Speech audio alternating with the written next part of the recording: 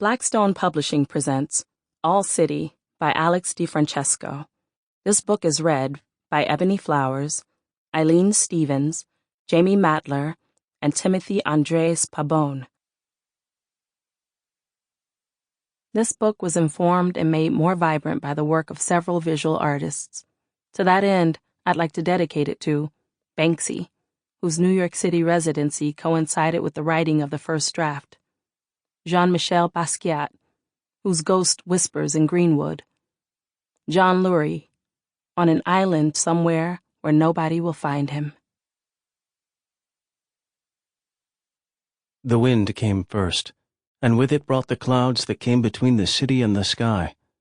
The clouds were heavy and low, the color of a sinister night, more steel than sky. The steel slammed down into the skyline and turned off all its light.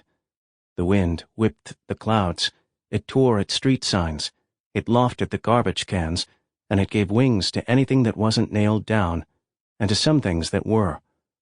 The bridges swayed and broke, their cables popping like gunshots, huge chunks of concrete and metal falling down and down, splashing into the water and disappearing to the bottom of the river. The rain came down in sheets. It was a wall, impenetrable, hitting all it reached with the sting of weight and gravity. The rain came sideways and down as it swirled in gusts of the feverish wind. The sea, turbulent in the storm, began to surge into the New York Bight, filling it with the millions of tons of seawater the storm had brought along to the city like an unwelcome guest. As the Bight filled, the water began to spill over. Tiles popped off of the Holland Tunnel as water forced its way through, the subway tunnels filled with salt water that corroded their already weakened tracks and pipes. The water surged up over the streets, over the tires of the cars parked there, into the basements of buildings, into the buildings' lower floors, then up into the higher floors.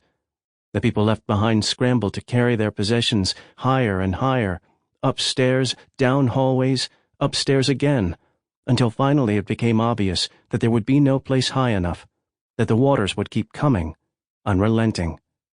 A force. Part 1. Makayla, November. 1.